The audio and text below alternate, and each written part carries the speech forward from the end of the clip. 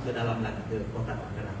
Tapi saya faktanya ada di kota Tangerang dan kami melayani Tuhan di sana dari 2003 kami melayani Tuhan di sana sampai hari ini berarti sudah 22 tahun. Tapi sebelumnya saya gembala sidang 10 tahun di kota Manado. Baru saya pindah ke Tangerang di tahun 2003. Dan sampai hari ini kami boleh ada sebagaimana ada, bukan kuat tegak kami, tapi karena kemurahan dan pertolongan Tuhan semata-mata dari hidup kami sekeluarga. Puji Tuhan. Baik Bapak Ibu Saudara, kita akan segera masuk dalam berita firman Tuhan yang dapat saya sampaikan hari ini. Terima kasih Bapak Ibu Gembala yang sudah mempercayakan saya untuk bisa ada di sini melayani pekerjaan Tuhan. Tuhan Yesus memberkati. Oke, saudara siap diberkati Tuhan? Amin. Yang siap diberkati Tuhan, tolong angkat tangannya, mau saya lihat. Haleluya. Terima kasih. Mari kita membuka 1 Timotius pasal 6 ayatnya yang ke-12. 1 Timotius pasalnya yang ke-6 ayatnya yang ke-12. Oke, yang saudara katakan amin. Oke, masih belum semua. Oke, saya sengaja nunggu saudara untuk kita baca ayat ini bersama-sama. Oke, sudah dapat?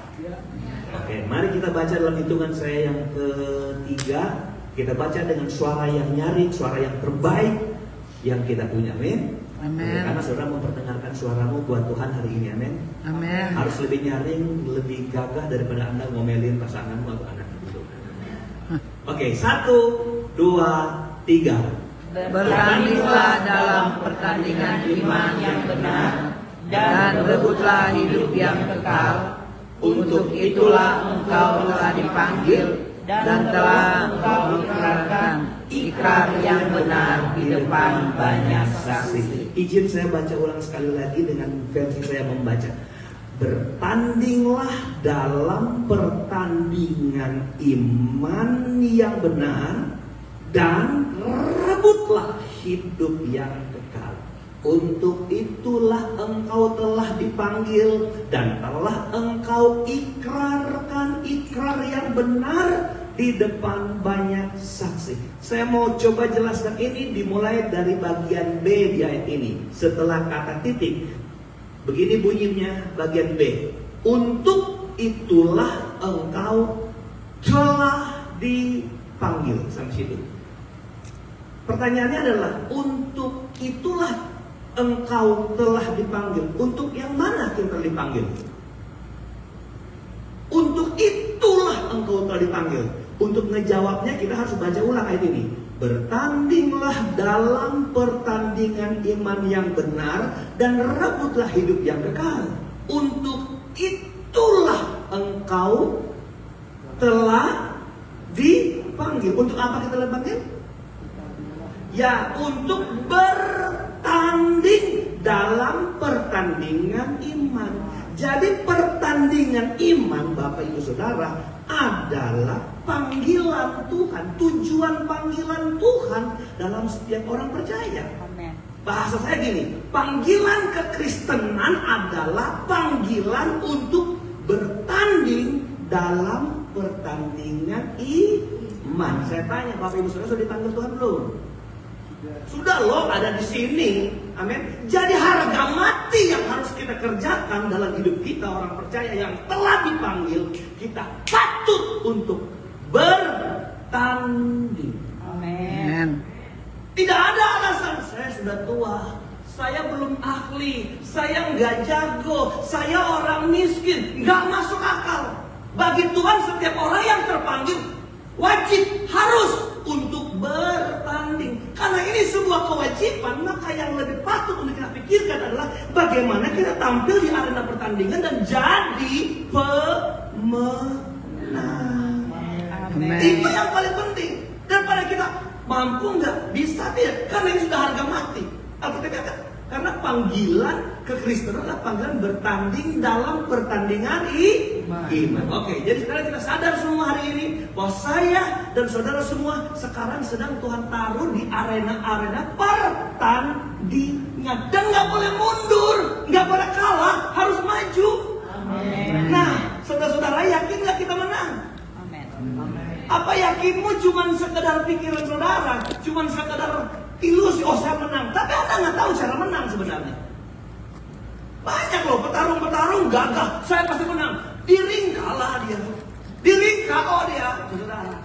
Bapak Ibu, nah hari ini saya sedikit membagi trik, sedikit membagi taktik seorang petarung Kristen bisa memenangkan pertarungan iman. Haleluya. Saya mau ada kata bertandinglah. Kenapa kita tulis bertanding? Kenapa bukan berlomba? Karena sama-sama di dalam arena olahraga. Kenapa Alkitab mengajak orang yang sudah dipanggil Tuhan itu apa? Bertandinglah, bukan berlomba lah. Tahu nggak kenapa, saudara? Dalam dunia olahraga ada dua kategori cabang olahraga. Pertama, cabang olahraga yang masuk dalam kategori pertandingan, dan cabang-cabang olahraga yang masuk dalam kategori perlombaan. Itu beda. Beda, saudara. Apa bedanya? Jadi ada olahraga-olahraga yang masuk dalam perlombaan dan ada olahraga-olahraga yang masuk dalam kategori pertandingan. Nah, perlombaan menurut definisi adalah beradu kecepatan, beradu ketangkasan. Maka semua jenis olahraga yang hanya sekedar beradu ketangkasan, beradu keterampilan, itu masuk dalam kategori berlomba atau perlombaan. Maka kita tahu olahraga-olahraga apa yang masuk dalam kategori berlomba.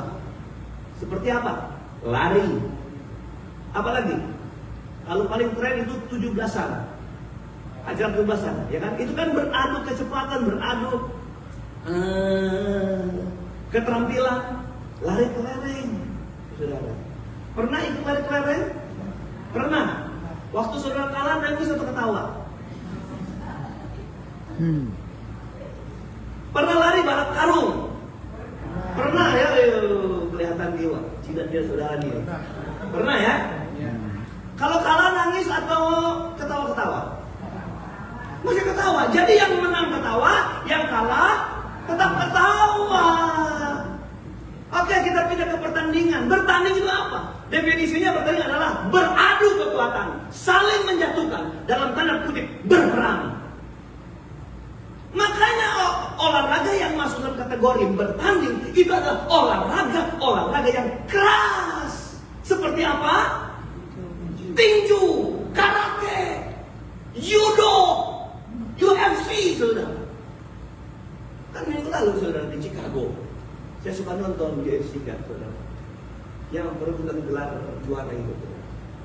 Sampai saya pikir, kalau saya datang sempat bisa nonton di Chicago. Itu, saya tanya, kalau orang bertinju kalah, masih bisa ketawa nggak? Tidak bisa ketawa dia, malah marah dia, saudara. Menyesal dia kenapa dia kalah. Orang yang kalah dalam perlombaan nyesel, kalah lari karung, nggak perlu menyesal. Hadiahnya juga cuma buku tulis. Paling tinggi sabun mandi. Ya kan, kalau kita lomba bahasa di Indonesia begitu. Tapi kalau kita kalah dalam arena pertarungan, bukan cuma nggak dapat hadiah, malu kita, nangis kita, sudah nangis bonyok benjol, bangka bongko bengko, saudara. Mudah-mudahan yang ngerti. Jadi kalau pertandingan apa? Kalau bukan saya yang kalah, kamu harus kalah. Di pertandingan apa? Kalau bukan kamu yang mati, kalau bukan saya yang mati, kamu yang harus mati. Nah, Allah memanggil kita, meletakkan kita di pertandingan, bukan di perlombaan. Supaya kita kalah, kita nggak ada beban apa-apa. Tuhan ngasih kita di pertandingan, supaya apa? Kita sadar kita kalau kalah, kita kehilangan segala yang berharga di hidup kita. Amin. Apa itu berharga? Kita baca lagi ini. Untuk apa Tuhan kasih kita pertandingan? Baca ulang. Bertandinglah dalam pertandingan iman yang benar. Sama-sama. 2, 3. Dan rebutlah hidup yang kekal. Dan rebutlah apa? Hidup yang kekal. Jadi hidup kekal itu jadi piala dalam arena pertandingan. Amin. Hadiahnya bukan sabun mandi loh.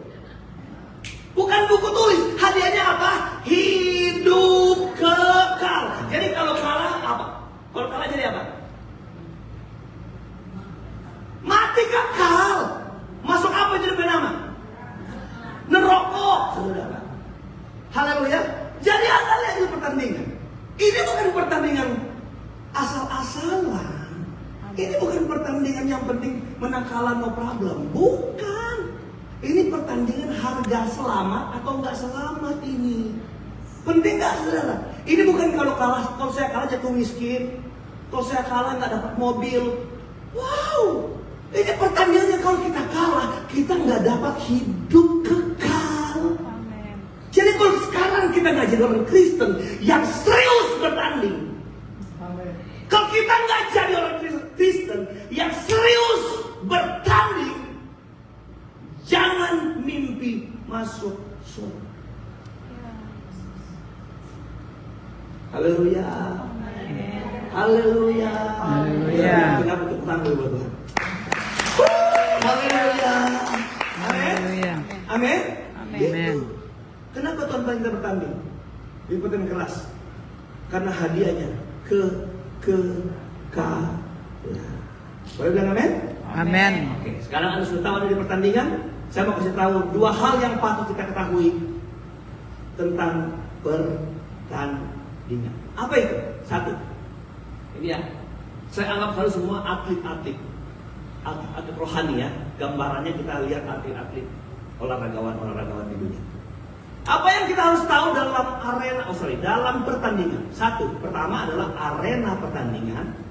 Itu pertama. Kedua adalah musuh dalam pertandingan. Oke? Sampai sini paham? Oke, sampai sini paham? Pertama yang harus kita tahu apa? Arena pertandingan. Kedua adalah musuh pertandingan. Saudara kalau berenang di mana? Kolam renang dong, ya kan? Kalau main pingpong di mana? Di meja pingpong. Itu arenanya, benar ya? Kalau main sepak bola di mana? Di lapangan bola. Masa main sepak bola di meja pingpong? Nggak masuk akal kan? Masa berenang di apa? Itu pokoknya nggak sesuai. Namanya atlet renang itu harus di kolam renang. Haleluya. Haleluya. Begitu. Jadi Anda harus tahu arena pertandingan saudara. Ada arena-arenanya. Makanya saudara sering kali kalah kan? Saudara atlet renang masuk ke lapangan voli. Bukan bertanding dikeluarin saudara. Makanya kita harus sadar, anak atlet iman Tuhan tahu arenanya. Saya tanya, sudah tahu belum? Nggak sia-sia saya datang, saya kasih tahu arena pertandingan saudara ya. Oke. Ayat 11. Ini arena pertandingan kita. Haleluya. Haleluya. Perhatikan ya. Ayat 11 bilang apa? Tetapi engkau hai manusia Allah, jauhilah semuanya itu. Kejarlah. Tahan. Jangan buru-buru, slow. Saya sudah mau pulang minggu depan. Jadi tahan. Jadi kalau saya nggak kasih yang baik-baik hari ini, aduh ini salah saya. Dan belum tahu saya mau kembali kapan kan, saudara ya. Tapi saya beranggap bahwa 1000 tahun itu tidak lama. Hanya sekejap saja. Kan ada lagunya. 1000 tahun tak lama, hanya sekejap saja kita akan berjumpa pula. Kan kalau ada kesempatan.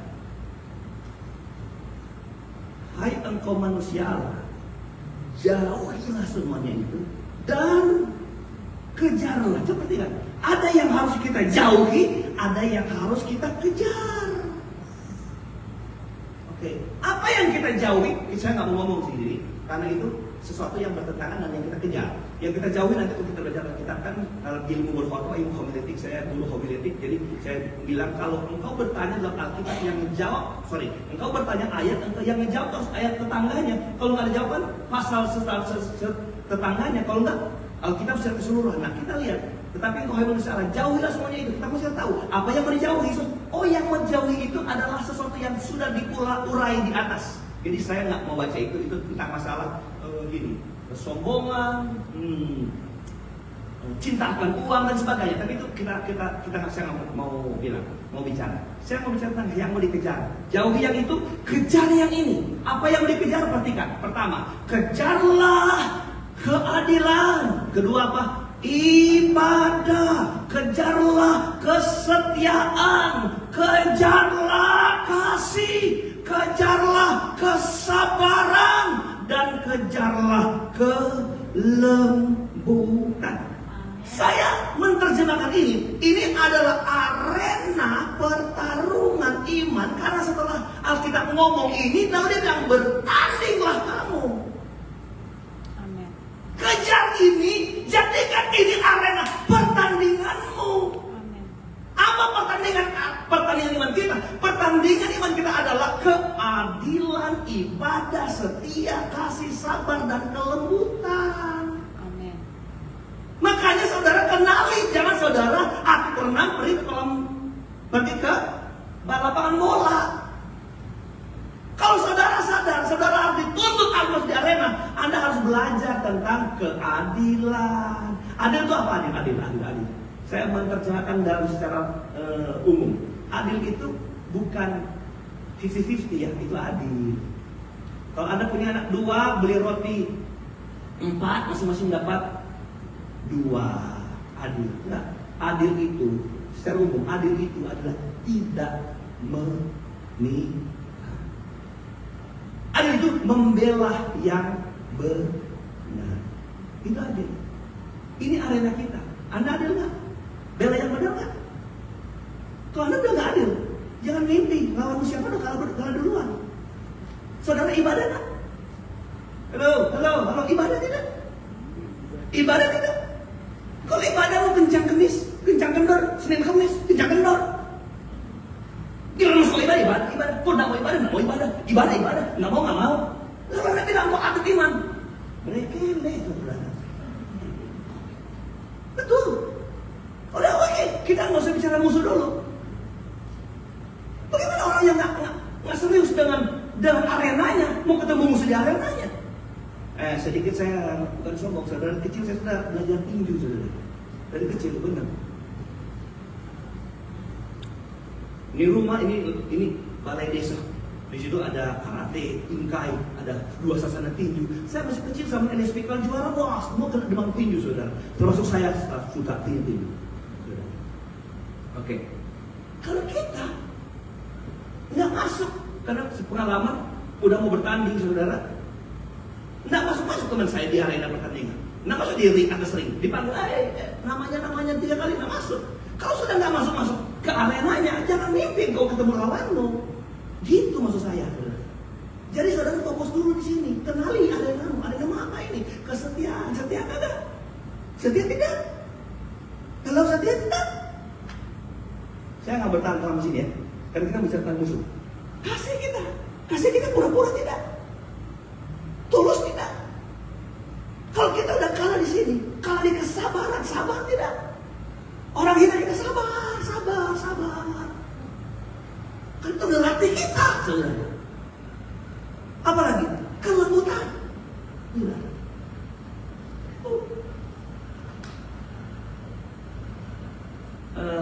Waktu kami pindah 2003 dari Manado ke saudara ke Jakarta, kami bawa 1 orang jemaat dia. Kami mau berpisah, dia ikut sama kita, saudara. Nah, setiap hari dia itu nyanyi ada lagu Indonesia yang di Manadokan. Begini dia punya lagu. Satu kali ngana sesaki tapi hati kita seampun. Ngerti lah? 2 kali ngana sesaki tapi hati kita seampun. Ada yang tahu nih ketiga berikut? Anaknya gini. Ini lagu populer ini. Jangan sampai 3 kali jangan, oh jangan. Kamu harus sadar, oh Tuhan itu orang Manado. Kalau mengampuni cuma sampai 2 kali. Dia PP 3 kali pakai ancaman, jangan sampai. Apa dia kelanjutan? Jangan sampai 3 kali jangan, picang ngapain mulu. Ancor ngapain bibir. Mogomung ngana. Itu dia sudah. Waduh luar biasa orang Manado. Dia cuman 2 kali. Kalah di arena, kalah di pengampunan, kalah di kesabaran. Tuhan bilang sampai kesabaran harus 70 kali 7 kali. Orang Manado cuma 2 kali. Mari kita tidak tahu orang-orang sini berapa kali. Cuma saudara dan Tuhan yang tahu berapa kali saudara suka mengasihi, mengampuni, sabar. Kalau orang Medan bilang begini, cuma lebih hebat orang Medan. Apa? Orang Medan cuma sekali saja. Bayangin. Belajar lemah, itu orang Jawa, orang Sunda. Ya kalau nginjak kaki, di kakinya diinjak orang, dia bilang, maaf Pak, kaki saya diinjak.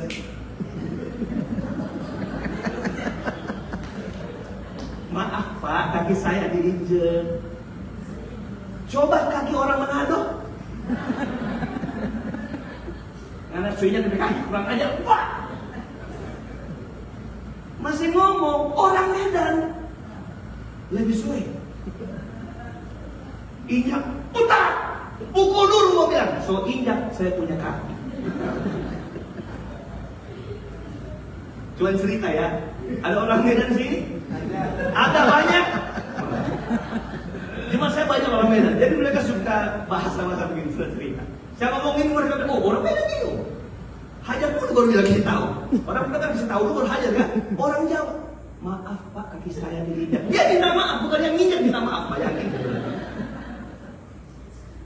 Tapi kita bukan ikut orang Jawa ya, ikut Alkitab. Amin. Karena itu arena kita, Bapak Ibu Saudara. Itu tempat kita bertanding, arena kita. Kalau kita udah kalah di sini, Iblis bilang nggak usah saya lawan lo, nggak usah. Udah kalah sendiri kok dengan dirimu sendiri. Karena musuh utama kita apa? Musuh utama kita apa? Daging kita. Daging kita. Baru yang lawan kedua. Haleluya. Nah sekarang kita mesti tahu, kan dua saya bilang, arena pertama kita harus kenal, kedua lawan tanding kita harus kenal. Oke? Nah ini saya baca. Mari kita baca. Saya udah bilang tadi lawan tanding kita yang pertama itu sebenarnya daging. Waktu daging kita kuasai yang arena ini, musuh kedua ini akan mudah kita kalahkan. Oke, mari kita membuka Alkitab. Kita membaca ayat ini. Efesus pasal 6. Efesus pasal 6 ayatnya yang ke-11 sama ayat yang ke-12. Efesus pasal 6 ayat 11 dan ayatnya yang ke-12. Haleluya. Oke, mari kita masuk ke siapa lawan tanding iman kita. Kenakanlah seluruh perlengkapan senjata Allah supaya kamu dapat bertahan melawan tipu muslihat iblis. Siapa lawan tanding kita? Iblis yang harus kita lawan. Ayat 12. Ayat 12. Ayat 12. Karena perjuangan kita bukanlah melawan darah dan daging, tapi melawan pemerintah-pemerintah, penguasa-penguasa, penghulu-penghulu dunia gelap, roh-roh jadi. Darah itu lawan kita. Jadi lawan kita bukan darah dan daging, tapi lawan kita adalah iblis. Lawan kita bukan darah dan daging. Apa itu darah dan daging? Darah dan daging itu saya dan saudara, manusia. Jadi lawan kita bukan manusia. Saudara dengar ini. Sekalipun saudara sudah rasa terhancurkan oleh perbuatan temanmu, dia bukan lawanmu. Ngerti? Sekalipun anda sakit, hancur, orang-orang tetap pela-pela di hati. Tapi dia bukan lawanmu. Kalau engkau panik, engkau gak perlu membalas kejahatannya karena dia bukan lawanmu. Lawanmu yang sebenarnya adalah iblis. Haleluya. Lawanmu yang sebenarnya adalah siapa? Iblis. Iblis melawan kita. Dan dari pertama sampai terakhir manusia hidup, itu iblis sudah menjadi lawan kita. Sejak Adam dan Hawa. Dulu Kejadian pasal 3 bilang, dan ular. Wahyu pasal 12 bilang, dan ular naga itu. Dulu dia ular, sekarang jadi naga dia, saudara. saudara. Thank you. Karena iblis itu kalau kita melawan, kita kan bisa melawan, saudara. Saya ingat ada 2 strategi iblis terhadap kita manusia. Pertama, Alkitab bilang dalam 1 Petrus pasal 5, dia berkata apa? Iblis itu seperti singa yang mengaum-ngaum, yang mencari mangsa, siapa yang akan ditelannya. Jadi pertama, iblis itu kata Alkitab seperti singa yang mengaum. Saya menerjemahkan auman itu adalah auman ketakutan. Singa sebelum dia menangkap mangsa, dia mengaum dulu. Gimana auman singa? Oh, itu kambing. Dia auman dulu, kemudian dia mendengar auman ketakutan, dan dia lari nggak tahu ke arah mana. Singa gampang menangkap dia. Kemudian kita bilang mencari siapa yang akan ditelannya. Saya mencari terjemahan ini telan. Kenapa? Karena ini bukan karakteristik singa. Singa tidak ada karakteristik menelan. Yang menelan itu ular. Benar nggak, saudara? Haleluya. Lalu apakah salah Alkitab bilang ini? Saudara, Bapak Ibu Saudara, kalau saya membuka bahasa aslinya, saya mencari itu Alkitab terjemahan lama itu lebih dekat kepada bahasa aslinya. Itu memakai kata lulur dan mencari siapa yang akan dilulurnya.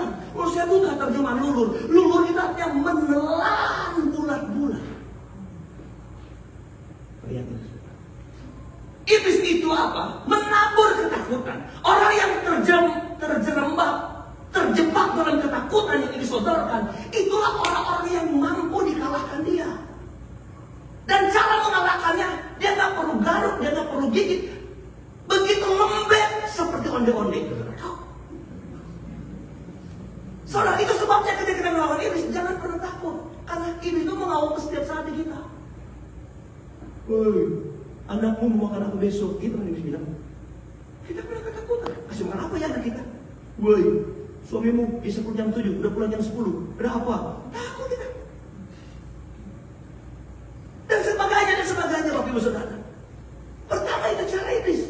Dia apa? Menaburkan ketakutan. Waktu kita takut, kita itu sudah dikalahkannya. Amin. Ingat, takut itu musuhnya iman. Kalau iman jalannya ke selatan, itu takut jalannya ke utara. Nggak pernah. Oh, nggak, saya biar takut-takut tapi saya punya iman. Nggak ada. Saya biar punya iman tapi sering takut. Nggak ada. Ada harus cuma punya satu. Iman atau ketakutan. Anda tahu orang yang pernah memiliki iman yang sama dengan Tuhan Yesus? Dia adalah Simon Petrus.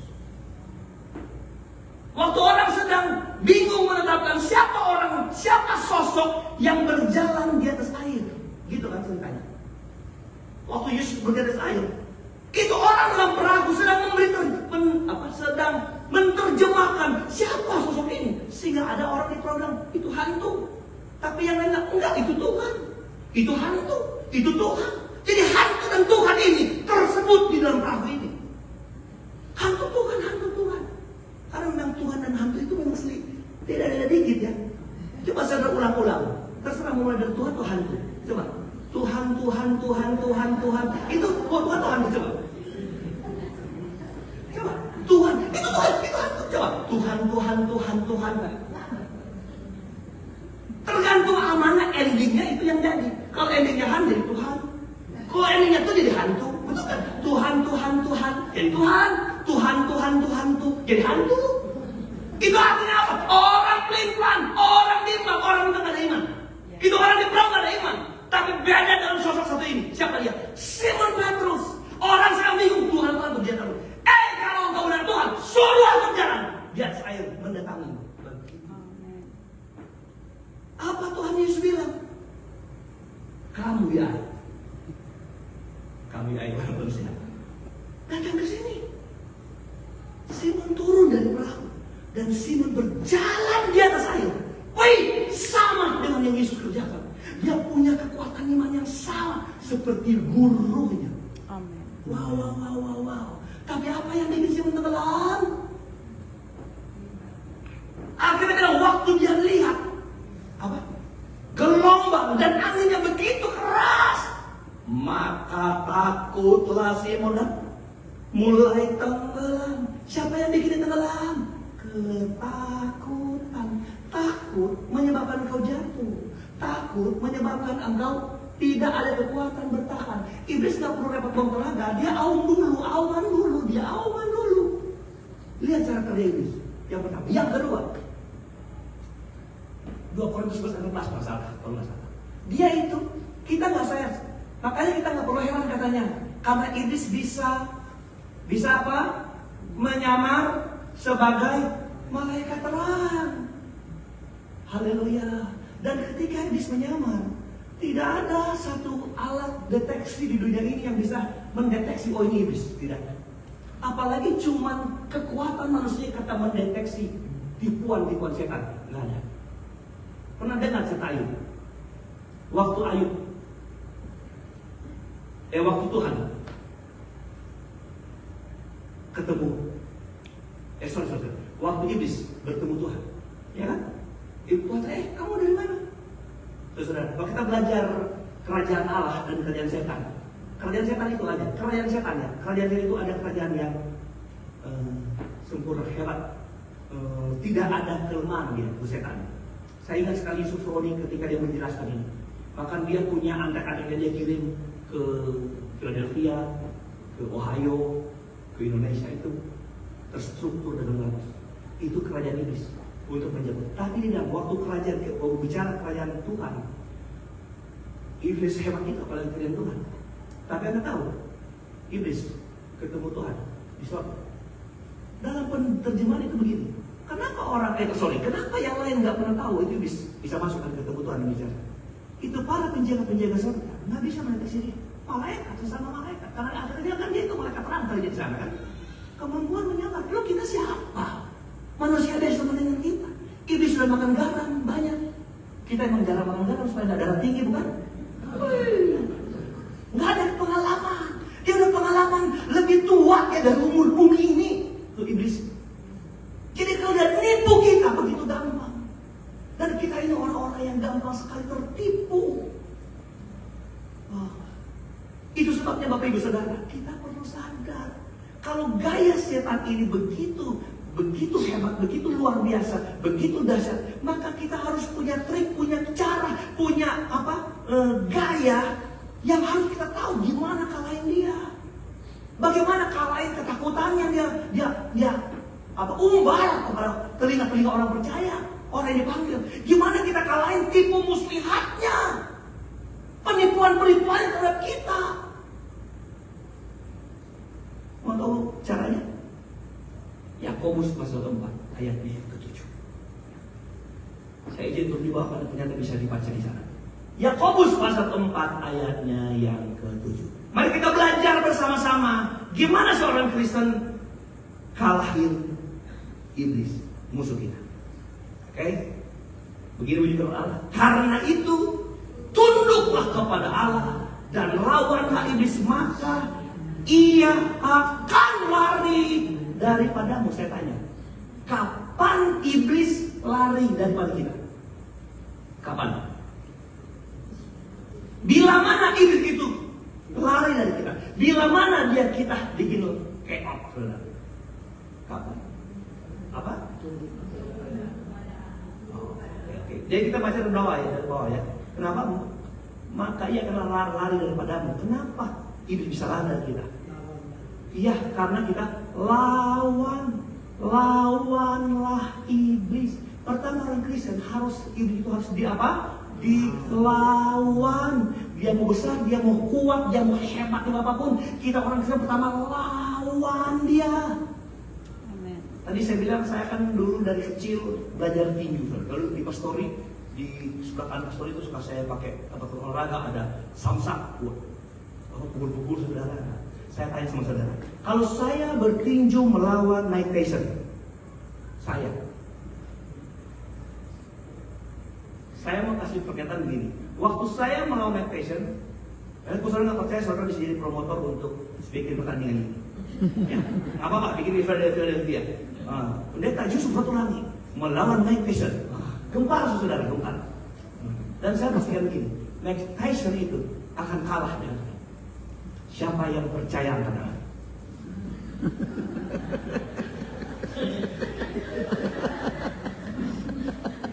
Saya ini berotot loh saudara, berotot. Kalau saya buka baju, six-pack ini Bapak Ibu Saudara. Di sini nggak ada bisa ngalahin saya push up 100 kali, nggak ada. Kalau berani melawan, tiket saya Anda ganti ya. Percaya nggak saudara? Percaya nggak saudara? Kalau saya ngelawan Mike Tyson, saya pasti bisa. Kalau cuma dia saya uppercut, bisa. Umur saya mungkin sebaya atau saya lebih tua, nggak apa-apa. Saya bisa kalah. Saya bisa kalah ini ya. Yang percaya sama saya bisa kalahin angkat tangan. Aduh, ada yang membela saya ya. Istri dong. Istri saya nggak percaya saya untuk kalahin Mike Tyson. Jadi saya tanya, semua yang di sini nggak percaya? Coba yang tidak percaya sama saya bisa kalahin Mike Tyson angkat tangan. Banyak. Yang nggak angkat tangan ini siapa? Apa? Nggak tahu ya Om. Siapa tahu menang berkat pertolongan Roh Kudus. Siapa tahu bisa menang berkat pertolongan Roh Kudus. Tapi saya pastikan saudara, kalau ini digelar, Mike Tyson pasti kalah. Dengan sesumbarnya saya, dengan satu persyaratan, asal dia jangan melawan. Betul kan? Saya tanya, di atas ring, asal dia jangan lawan. Kalau dia nggak lawan, siapa yang menang?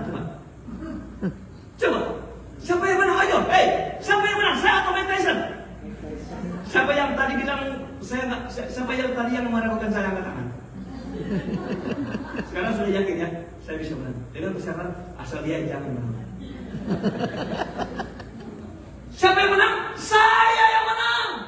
Asal dia jangan melawan. Anda tahu, padahal dalam kita ada kekuatan yang besar.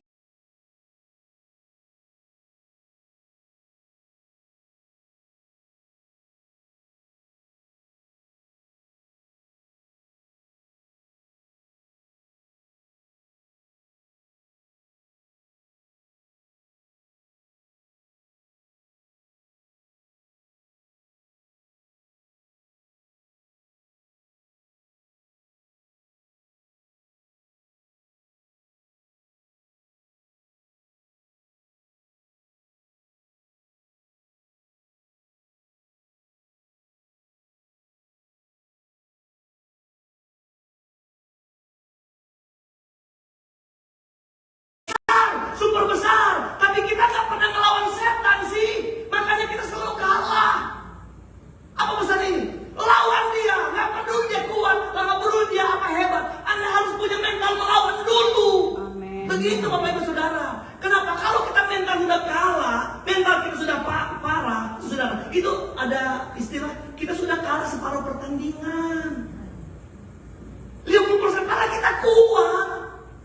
Kalau Anda nggak berani melawan, Anda memungkiri kekuatan Tuhan yang Tuhan taruh dalam kita, bahwa di dalam kita ada kuasa yang menaklukkan segala kuasa yang ada di atas. Amin. Karena kita memakai nama itu, nama yang sama yang berkuasa menaklukkan di sorga dia taklukkan dan di bumi ditaklukkan. Ada dalam kita. Haleluya. Kita lawan dia. Nah, karena ini konteksnya melawan iblis di ayat ini, makanya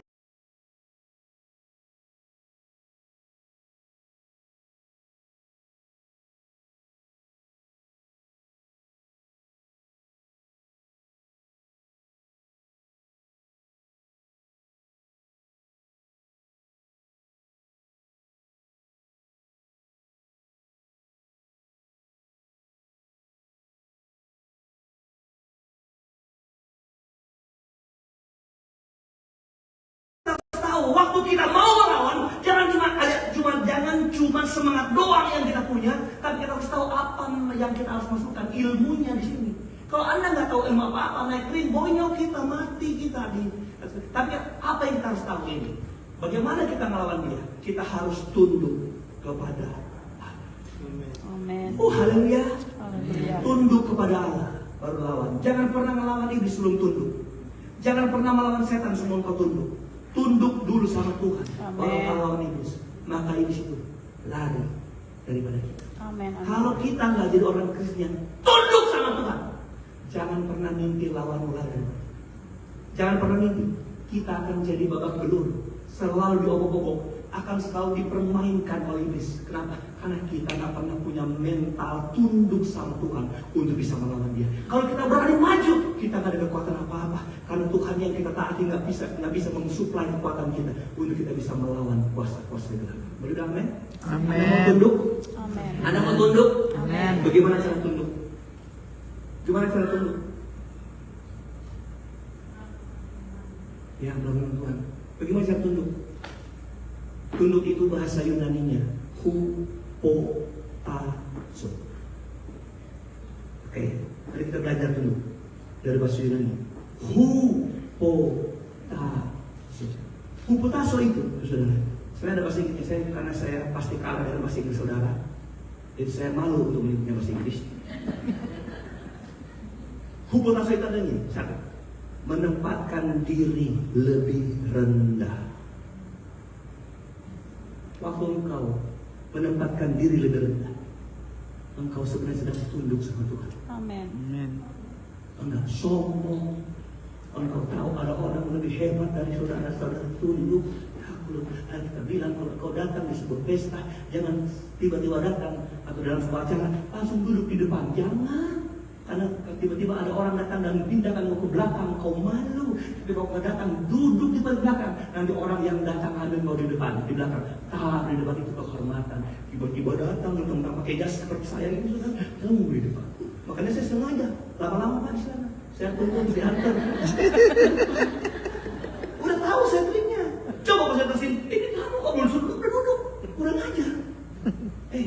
Saudara, rendah hati itu cara tunduk sama Tuhan. Amin. Amin. Yang kedua, hupotasso itu apa? Itu subordinate itu menempatkan diri di bawah kendali seseorang, di bawah kendali. Menempatkan kita punya hidup itu di bawah kendali seseorang. Berarti ada orang yang lebih berkuasa dan kita ada dalam kendali dia itu hupotasso. Kendali. Jadi seperti kita itu kopral sama akan kita jenderal, gitu saudara, ya. Ada satu camp di mana tentara mau berkemah, si jenderal ini manggil anak buahnya, kopral, siap jenderal, dia hormat. Kau cabut tuh pohon kelapa.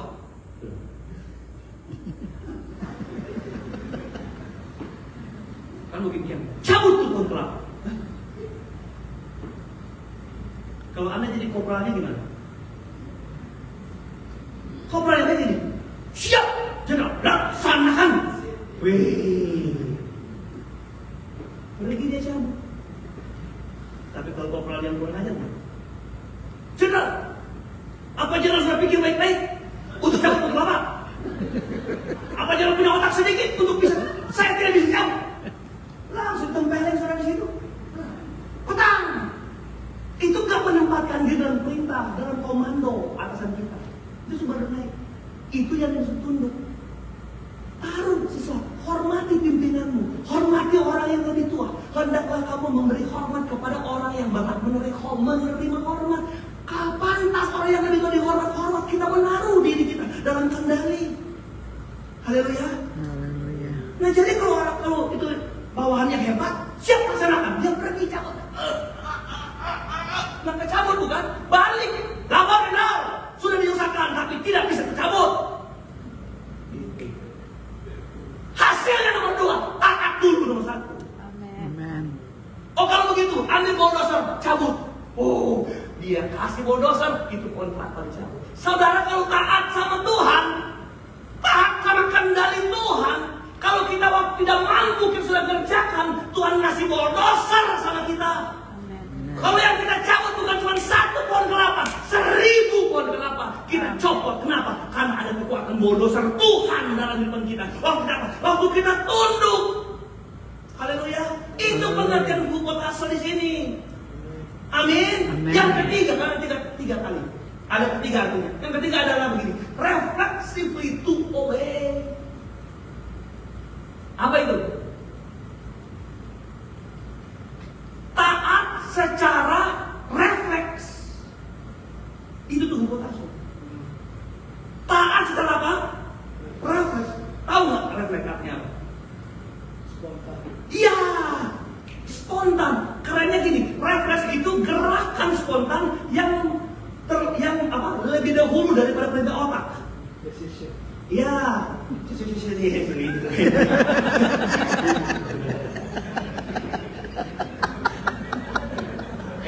coba tadi istri saya itu nama tangan boleh. Stima, sekolah tinggi ilmu bahasa asing. Tapi saya begitulah, saya penyakitnya malu salah, takut salah gitu saudara. Dan tidak ada partner lawan bicara, akhirnya setelah 30 tahun hilang semuanya. Saya cuma tahu bahwa yes or no. Tapi dalam pertolongan Tuhan, sekalipun saya ketika pesawat dari sini, otomatis saya langsung ngomong bahasa Inggris sama orang Jepang, semuanya saya jadi oleh pertolongan Roh Kudus. Amen. Oke, sampai di mana tadi? Reflexively to obey. Refleks itu gerakan yang lebih cepat dari perintah otak. Itu orang Indonesia suka bahasanya latah. Latah. Sudah gerakan. Dulu waktu saya kecil, Bapak Ibu Saudara ini kesaksian. Saya itu ya orang susah banget. Ibu saya sama bapak saya itu di kebun-kebun orang. Saya cuma mendatang di satu kampung. Lalu kemudian bapak saya itu sewah pohon pala. Tahu pohon pala di Manado? Pohon pala, saudara ya. Pokoknya pohon pala, saudara ya. Lalu kita itu, saya pulang SMP, saya langsung taruh baju, nggak belajar, langsung ikutin mereka kebun. Saya panjat pohon pala loh. Saya orang gade, turun di pohon pala yang udah matang. Itu waktu dipetik, itu pohon pala pakai bambu, saudara. Itu banyak sekali. Karena setiap hari begitu, dan pohon pala itu saya harus belah, ambil bijinya, itu harus dihitung. Daripada saya belajar dulu hitung dua double, maka saya mulai kerja, saya kumpul, saya duduk di samping sampai ambil pisau belah, tek 1, tek 2, tek 3, tek 4. Itu ribuan. Otak saya sudah kemana-mana, saudara. Aduh, saya belum bikin PR. Saya sudah lupa loh itu. Saya udah berapa ini? Tapi mulut saya sudah ngomong terus. Oh, tadi begitu, terus. Itu ada satu yang tidak pernah kita tahu, terbiasa. Gerak, refleks. Kalau mau taat, refleksi itu oleh. Waktu saudara dengar firman Tuhan, harus pakai rumus ini. Dengar firman Tuhan harus pakai rumus refleksi.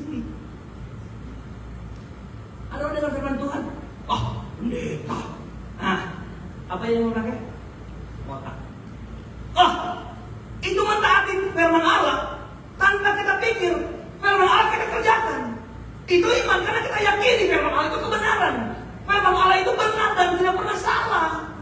Haleluya. Kalau kau orang Kristen masih hitung-hitungan dengan berita firman yang disampaikan hamba Tuhan, saudara masih belum masuk dalam perkataan sedang tunduk sama Tuhan.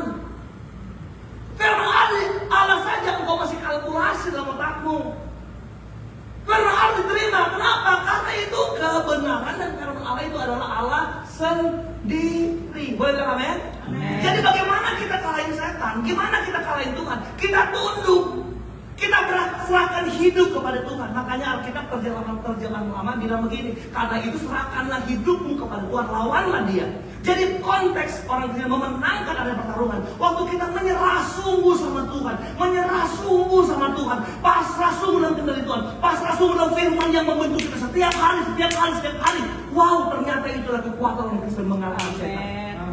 Ternyata kita nggak perlu latihan tinju, nggak perlu latihan karate, nggak perlu hafal kata. Nggak perlu, saudara. Kita taat sama Tuhan. Baru saya ambil kesimpulan. Ternyata orang yang menang adalah orang yang sedang sibuk mentaati Tuhan. Amen. Dia sedang sibuk taati Tuhan. Sibuk dengan firman Allah. Sibuk memberi hidup yang dibentuk oleh firman Tuhan. Amen. Itu iblis secara langsung sedang dikalahkan. Amin. Haleluya. Sedang dikalahkan.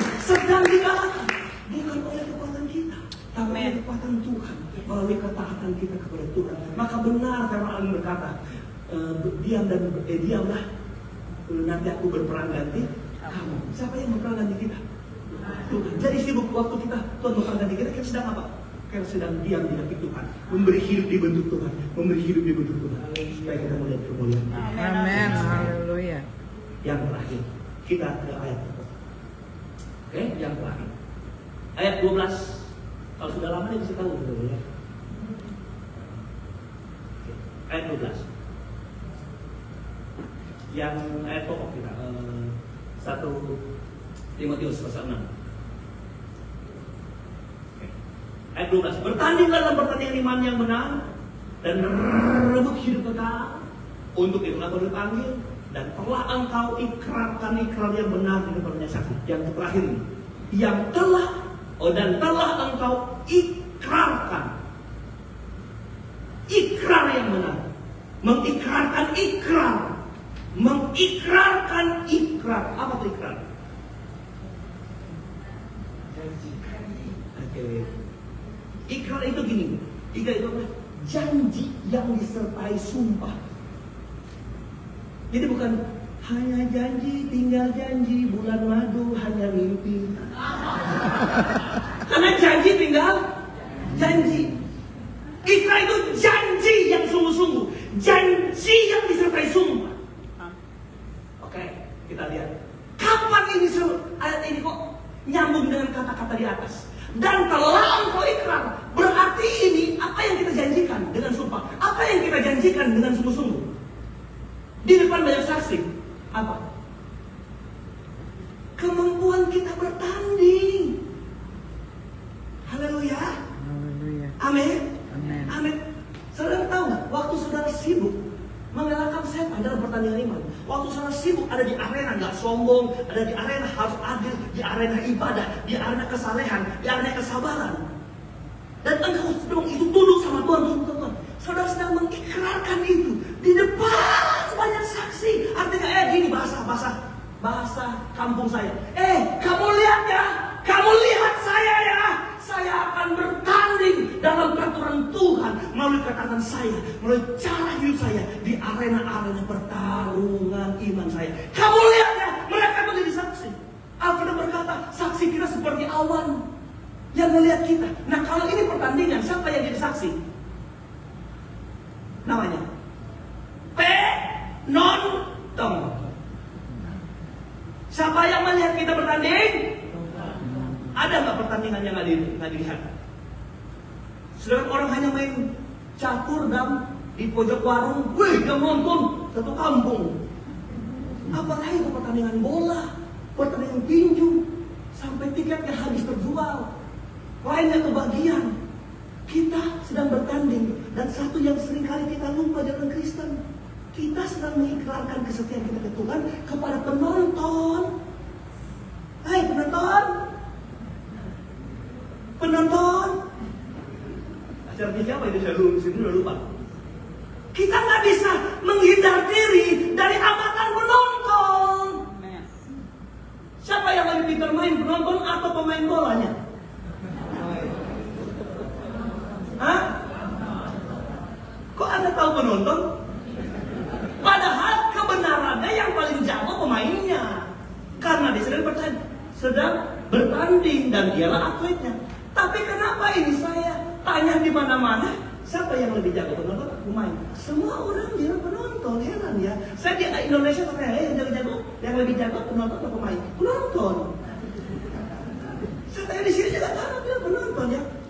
Sudah jadi momok dunia, penonton pun lebih jago dari kita. Waktu Piala Dunia, Argentina menang, makanya saya kemarin di Ohio bilang, wah bro, kapan datang lagi? Nanti kalau Piala Dunia saya datang. Ada bikin Amerika ya?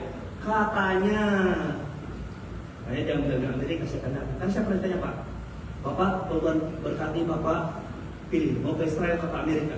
Heran, saya nggak bilang Israel, saya bilang Amerika. Gitu. Kenapa? Karena saya pulang Manado, itu saya pulang sama Opa Sam pulangnya. Kalau saya ke sini, saya ke Paman Sam. Gitu, jadi ada hubungannya. Ibu sudah, ya. Jadi kita, jangan lupa, kita itu pemain, tapi penonton.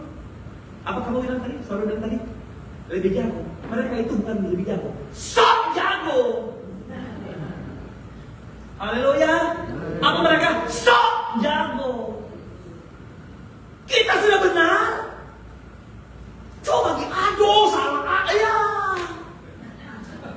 Waktu Argentina menang, kita putar TV di Pastori. Wah, pemuda-pemuda ikut di TV di situ. Ini ada sofa, saudara, kan saking banyak. Yang lainnya di sofa, saudara. Wah, Messi. Wah. Menang Argentina, yang kalah sofa saya. Hancur.